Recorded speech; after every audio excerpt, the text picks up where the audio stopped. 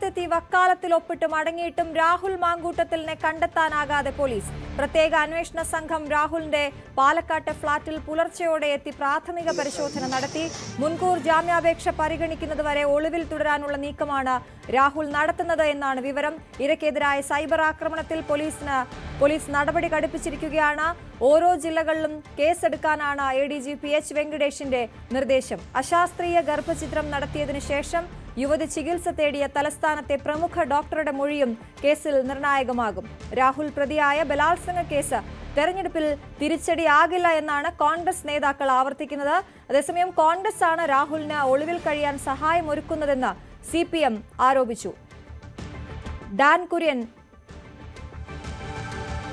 വിവരങ്ങളുമായി ചേരുന്നു. ഡാൻ, അന്വേഷണത്തിന്റെ കാര്യം, അന്വേഷണം ഏത് രീതിയിലാണ് പുരോഗമിക്കുന്നത് രാഹുലിനെതിരായ? രാഹുൽ മാങ്കൂട്ടത്തിന്റെ മുൻകൂർ ജാമ്യാപേക്ഷ വരുന്ന ബുധനാഴ്ച തിരുവനന്തപുരം പ്രിൻസിപ്പൽ സെഷൻസ് കോടതി പരിഗണിക്കാനിരിക്കുന്ന പശ്ചാത്തലത്തിൽ അറസ്റ്റ് ഉൾപ്പെടെയുള്ള തിടുക്കത്തിലുള്ള നടപടികളിലേക്ക് പോകേണ്ടെന്ന നിലപാടിലായിരുന്നു അന്വേഷണ സംഘം. അതേസമയം അതിന് ചില ദിവസങ്ങൾ കൂടി കഴിയുമ്പോൾ കേരളം തദ്ദേശ തെരഞ്ഞെടുപ്പിന് ഒരുങ്ങുകയാണ്. അതായത് 9-ാം തീയതിയും 11-ാം തീയതിയുമായി തദ്ദേശ തെരഞ്ഞെടുപ്പിൻ്റെ വോട്ടെടുപ്പ് നടക്കുകയാണ്. അതിനോട് അടുത്ത ദിവസങ്ങളിൽ രാഹുൽ മാങ്കൂട്ടത്തിനെതിരെ ഒരു പോലീസ് നടപടി ഉണ്ടായാൽ അത് രാഷ്ട്രീയ പ്രേരിതമായ നടപടി എന്ന വ്യാഖ്യാനം ഉണ്ടാകുമെന്ന വിലയിരുത്തലിൻ്റെ അടിസ്ഥാനത്തിലാണ് നടപടികൾ തിടുക്കത്തിലാക്കാനുള്ള ഒരു തീരുമാനത്തിലേക്ക് അന്വേഷണ സംഘം ഇപ്പോൾ എത്തിയിരിക്കുന്നതെന്നാണ് സൂചന.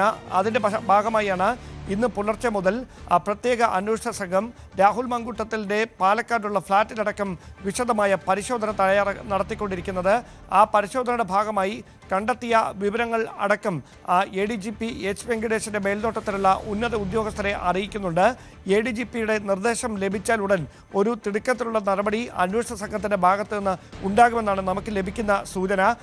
ADGP ആഭ്യന്തര വകുപ്പിന്റെ നിർദ്ദേശം അനുസരിച്ചുകൊണ്ട് MLA എന്ന ഒരു പ്രിവിലേജ് രാഹുൽ മാങ്കൂട്ടത്തിന് നിലനിൽക്കുന്നതിനാൽ ഏത് തരത്തിലാവണം തുടർ നീക്കങ്ങൾ എന്ന കാര്യത്തിൽ കൃത്യമായി ആഭ്യന്തര വകുപ്പിന്റെ നിർദ്ദേശം അനുസരിച്ച് മാത്രമാകും ഒരു തീരുമാനത്തിലേക്ക് എത്തുക. പക്ഷേ രാഹുലിനെതിരെ നിലപാട് കടുപ്പിക്കാനുള്ള ഒരു തീരുമാനമാണ് അന്വേഷണ സംഘത്തിൻ്റെതെന്നാണ് ലഭിക്കുന്ന വിവരം. അതിൽ ഏറ്റവും പ്രധാനമായി മാറിയിരിക്കുന്നത് ഈ യുവതി മൊഴി നൽകിയിരിക്കുന്നത് ഗർഭചിത്രം നടത്തിയതിനെ തുടർന്ന് താൻ ജീവൻ നഷ്ടപ്പെടാവുന്ന തരത്തിലേക്ക് വലിയ ശാരീരിക ബുദ്ധിമുട്ടുകൾ നേരിട്ടിരുന്നു. അങ്ങനെ രക്തസ്രാവം അനിയന്ത്രിതമായതോടെ തലസ്ഥാനത്തെ ഒരു സ്വകാര്യ ആശുപത്രിയിലെ പ്രമുഖ ഡോക്ടറുടെ അടുത്ത് ചികിത്സ തേടിയെന്നായിരുന്നു. ഈ ഡോക്ടറുടെ മൊഴി നിർണായകമാകുമെന്ന കാര്യം ആദ്യം മുതൽ തന്നെ പുറത്തു വന്നതാണ്. അതിനിടയിലാണ് അന്വേഷണ ഉദ്യോഗസ്ഥർ ഈ ഡോക്ടറുമായി സംസാരിച്ച് അവരുടെ മൊഴിയെടുത്തിരിക്കുന്നത്. അതിൽ യുവതി മൊഴിയിൽ പറഞ്ഞിരിക്കുന്ന കാര്യങ്ങൾ ശരിവെക്കുന്ന തരത്തിൽ അവിടെ ചികിത്സ തേടിയെന്നും യുവതി നേരിട്ടിരുന്നത് ഗുരുതര ആരോഗ്യ പ്രശ്നങ്ങളാണെന്നും ഡോക്ടർമാർ മൊഴി നൽകിയതോടെയാണ് രാഹുലിനെതിരായ കുരുക്ക് മുറുകുന്ന തരത്തിലേക്ക് കാര്യങ്ങൾ എത്തിയിരിക്കുന്നത്. അതേസമയം രാഹുൽ മാങ്കൂട്ടത്തിൽ അഭിഭാഷകർ മുഖേന കോടതിയിൽ സമർപ്പിച്ചിരിക്കുന്ന തെളിവുകൾ അടക്കം അതിലെ വിശദാംശങ്ങൾ അടക്കം ചില സൂചനകൾ ലഭിച്ചതിനെ തുടർന്ന് അതുമായി ബന്ധപ്പെട്ട കാര്യങ്ങളും അന്വേഷണ സംഘം പരിശോധിക്കുന്നുണ്ട്. എന്തായാലും കോടതിയിൽ ശക്തമായ വാദപ്രതിവാദങ്ങൾക്ക് ഈ കേസ് വഴിവെക്കും എന്ന കാര്യം ഉറപ്പാണ്. എന്തായാലും മുൻകൂർ ജാമ്യാപേക്ഷയിൽ കോടതിയുടെ ഒരു തീരുമാനം വരുന്നതിന് മുമ്പ് തന്നെ കടുത്ത തീരുമാനത്തിലേക്ക് കടക്കാനുള്ള ഒരു വിലയിരുത്തലിലാണ് അന്വേഷണ സംഘം. ഡാൻ, ഒരു കാര്യം കൂടി, മറ്റൊന്ന് ഇരയ്ക്കെതിരായുള്ള സൈബർ ആക്രമണമാണ്. അതിലും പോലീസ് നടപടി കടുപ്പിക്കുന്നു എന്ന് വേണമല്ലോ കരുതാൻ. എല്ലാ ജില്ലകളിലും അതിനെതിരായിട്ടുള്ള നീക്കങ്ങളിലാണോ പോലീസ്?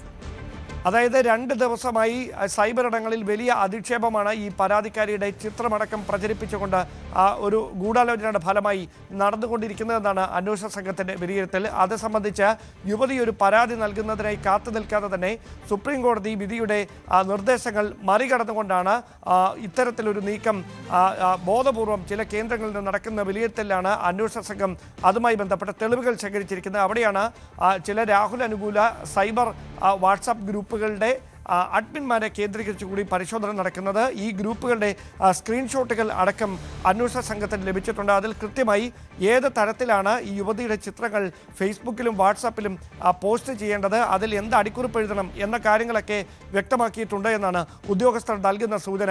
അതുകൊണ്ട് തന്നെയാണ് ആ ഗ്രൂപ്പുകളുടെ അഡ്മിന്മാരെ കേന്ദ്രീകരിച്ച് പരിശോധന നടത്തുന്നത്. ആരുടെ നിർദ്ദേശപ്രകാരമാണ് ഇത്തരത്തിൽ ഈ വാട്സാപ്പ് ഗ്രൂപ്പുകളിൽ നിർദ്ദേശങ്ങൾ നൽകിയത്, ഇരയുടെ പേര് വെളിപ്പെടുത്താൻ നിർദ്ദേശം നൽകിയത് എന്നത് കണ്ടെത്തുന്ന പരിശോധനയാണ് പുരോഗമിക്കുന്നത്.